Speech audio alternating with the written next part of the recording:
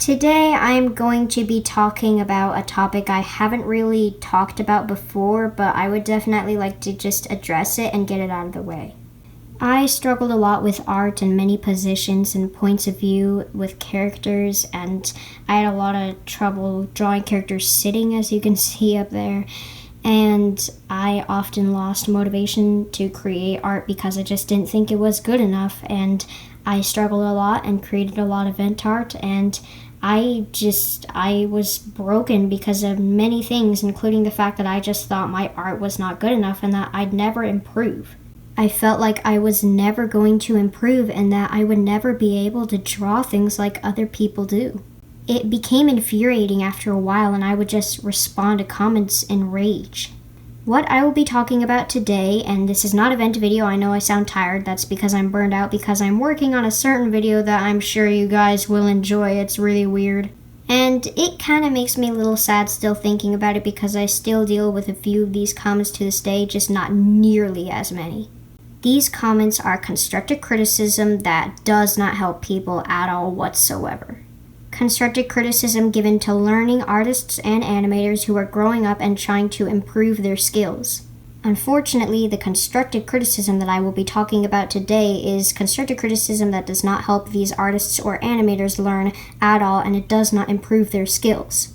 The biggest reason being, it is basically 3 or 4 words and not even like a full complete sentence, and it's just work on anatomy, or work on this, or work on that, no elaboration and no explanation whatsoever. Do you even understand how many work on anatomy comments I got? Before I changed my style, my characters looked just flat as I was about to say flat as a brick, but they're not flat. But seriously, as you can see here, my fursona is just a flat thing. It's just rectangular. It doesn't have any curves besides the boobs, which go really high up, by the way. The shoulders are really stiff, and the whole pose as itself is just super stiff, and it doesn't really look like it has much emotion. And those fingers. The biggest problem with my old art was definitely the anatomy. Mostly just because there were no curves, there were no thighs, or sometimes not even breasts, or the breasts would go all the way up to the necks or something like that. The eyes would be on top of the hair, which you can make it work out, but a lot of the time I put them really high up, which you can't really see in any of these pictures, but still, I'm sure you can see it in some of my old digital art on DeviantArt. I struggled a lot with my art style and just figuring out who I was as an artist. I couldn't improve. I was just really stuck at that time because no one was giving me proper criticism.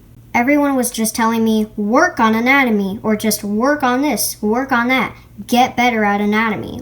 How is that even supposed to help anyone at all whatsoever? It can put someone in a really bad position and just make them feel stuck because they don't even understand how to improve at anatomy. All they really can do is look at references, but God, give them some examples at least. It can still be really hard to use references and try to replicate it or add curves and things like that, so proper criticism with actual elaboration add some thighs, or try to put the breasts a little bit lower, or try drawing eyes under the hair and see how you like that kind of a thing.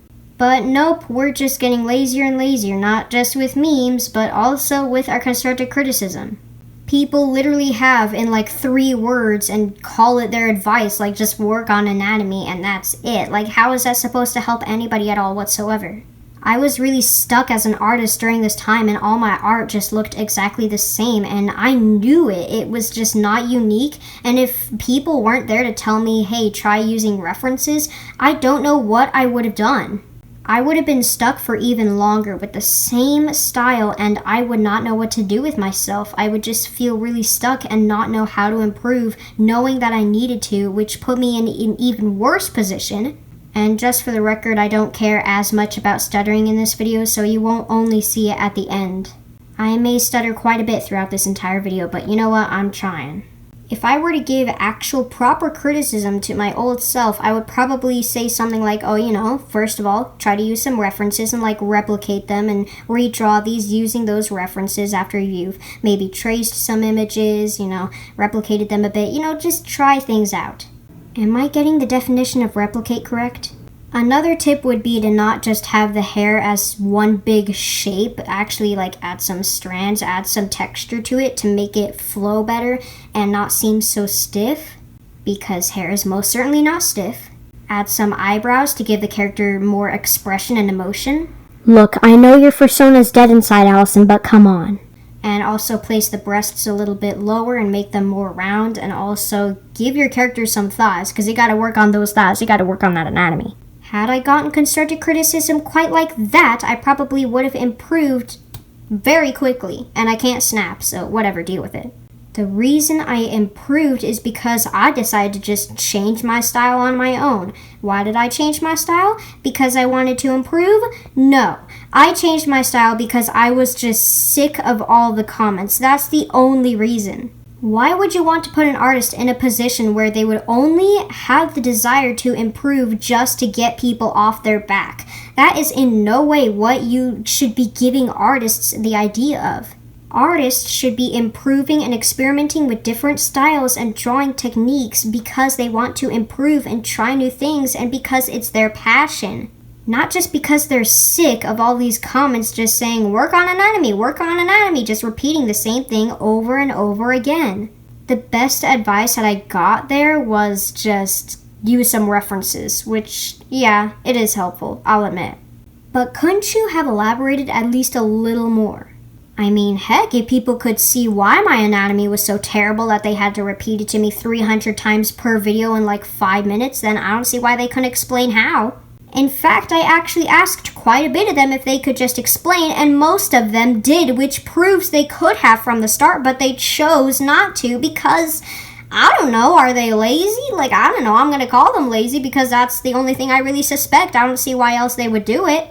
Because when you give someone just constructive criticism and just say in like 3 or 4 words, just work on anatomy or get better at art or get better at anatomy, that does not help them. It puts them in a position where they are stuck and they feel very bad and insecure about their own art, and they feel like they can never improve because they want to and they know they need to improve because of everyone telling them the flaws with their art and people telling them that they're doing things wrong, but they don't know how and they just can't improve because they're stuck and no one has given them valid criticism. I understand if you don't know really how to explain, but if you don't know how to explain, what's the point of even saying the comment in the first place? If you don't know how to explain, then you should do what the other people did and not just say, work on anatomy, but say maybe look at some reference photos. And not just any reference photos. If they're struggling with drawing characters or like human anatomy, tell them, hey, maybe you should look at some reference photos of human anatomy or humans or, things like that. It's better than just work on anatomy and you don't even really need to explain it. The biggest explanation in that comment is just, hey, look up a reference photo of this specific thing. That's the only thing you really need to explain. That's the only thing you need to do if you don't understand how to explain how to get better at a specific thing. Do not put artists in this position where they want to change their style and improve just to get people off their back. Do not put them in a position where they have to improve their art just to get people to stop annoying them to death.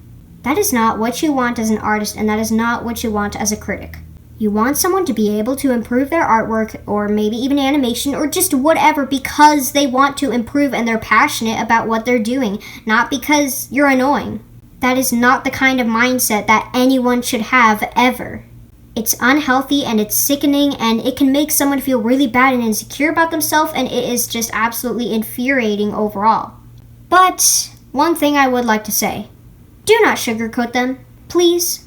When you sugarcoat an artist, you tell them all the time that they're perfect and there's no room for improvement, and you're implying that there's no room for improvement. I'm sorry, but that is not the kind of mindset that any artist or anyone who has this passion to do something should have. There is always room for improvement, absolutely, no matter absolutely what. What, that didn't make sense. What? Just please don't tell people, wow, it's amazing, it's perfect, this is the best thing I've ever seen in my entire life, there's no way you can improve farther than this, you're the best ever. It's great to give them compliments and all, like, wow, I really like this, and point out the positives in their artwork and explain why their art is good. But it's not good to just tell them it's perfect and imply that there's no room for improvement whatsoever, because that is not a healthy mindset to have. There's always room for improvement, and artists and other talented people always want to have that mindset. It will definitely keep them motivated to continue improving throughout their whole lives until the very day they die. If they're truly passionate about what they're doing, they don't just want to stop improving at one point, then it just gets boring after that. Basically, what I'm trying to say with this video. Don't sugarcoat people and tell them that they're perfect at what they're doing. Maybe point out some positives about their art if you're complimenting them, or give out some negatives if you're trying to give constructive criticism. To give great constructive criticism, I would personally just recommend that you give some positives about their art first and then go on to the negatives. For example, here are some of the positives. First of all, I like how I drew the eyes. Yes, I'm going to critique my own art, so I'm sorry. I like the way that I drew the eyes. I think they're cute, and I think, it attracts the viewer's eyes straight to them. I like the design of the character. I think it's nice and calm, and I like the color scheme. I think it really goes great together. And of course, I definitely like the ears as well because they have like little openings in them to actually indicate that they're three-dimensional. Now on to the negatives. Like I said before, I pretty much critiqued myself on this. Basically, place the breasts lower. I would recommend maybe trying out some new things, like for example, trying out different face shapes, or maybe putting some whiskers on the side of the face or something like that instead of just like a circular shape. Why can't I talk? Try maybe putting the eyes under the hair just to see how you like it. The hair shouldn't just be a big old blob, like maybe add some strands. Just add some texture to make it look more, soft, I suppose. And be sure to add some curves. Add some thighs. You need those thighs. You need a thick furry. Okay, I'm sorry. Point is, you should point out some positives and negatives about a person's art if you want to give the absolute best constructive criticism that you possibly can. That's just my personal opinion on how you can really give the best constructive criticism. However, you should not bash people's art. Absolutely not. Don't tell them, wow, your art sucks, it's bad, just quit art. Don't bash them, okay? Do not bash an artist. What are you going to get out of that? Like, sure, maybe it motivates them to improve, but it can also motivate them to absolutely quit and drop the subject as a whole.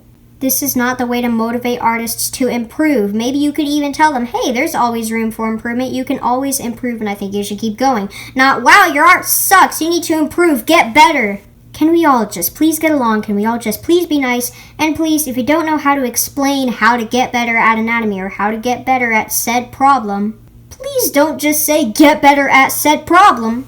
Either explain how, or just tell them, hey, maybe look at human references or look at animal references or look up references of whatever they're practicing drawing. That's all for today. Oh, I forgot something. This was how my art was before. And my digital art before as well. Oh crap, I forgot to critique my digital art. The shading is everywhere, there's no light source really, and I don't have any time for this. The colors are very neon and kind of eye-blinding, so desaturate them a bit. This is giving me Vietnam flashbacks. Here was how my traditional art was after I first started drawing differently. As you can see, this was straight off the bat, completely different from the old style.